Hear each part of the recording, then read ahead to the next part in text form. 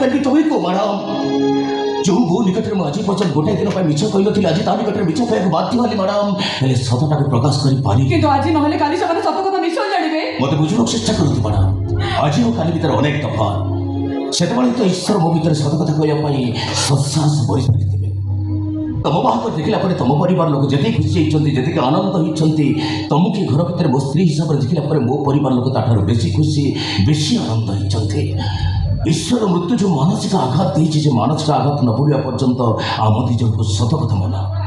କିନ୍ତୁ ସେତେ ଦିନ ପର୍ଯ୍ୟନ୍ତ ମୋ ପରିବାରକୁ ସମସ୍ତେ ଜାଣିବେ ଆମ ଦୁଇ ଜଣଙ୍କର ସମ୍ପର୍କ ସ୍ୱାମୀ ସ୍ତ୍ରୀର ସମ୍ପର୍କ।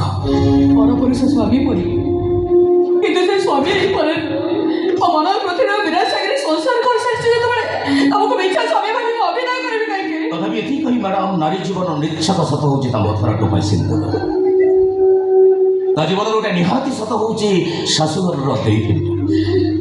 ତା ଜୀବନର ନିହାତି ସତ ହେଉଛି ଶାଶୁଘର ଦେଇପିଣ୍ଡିର ଇଚ୍ଛା। ବିରାଜ ଘର ହିଁ ମୋ ଶାଶୁଘର ଠିକଣା। ତାଙ୍କ ହାତ ଟୋପାଇ ସିନ୍ଦୁର ମୋ ନାରୀ ଜୀବନର ସାର୍ଥକତ।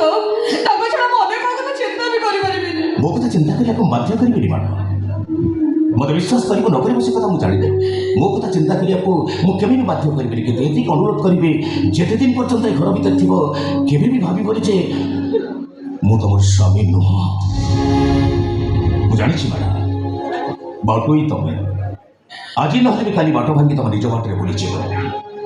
ତମେ ହାତ ଯୋଡ଼ି ଏତିକି ଅନୁରୋଧ କରି ମ୍ୟାଡ଼ାମ ଯେତେ ଦିନ ପର୍ଯ୍ୟନ୍ତ ଘର ଭିତରେ ଥିବ ଏ ଘରକୁ ତମେ କେବେ ବି ଭାବିବନି ଏଇଟା ତମ ପାଇଁ ପାନ୍ଥ ସ୍ଲାବ।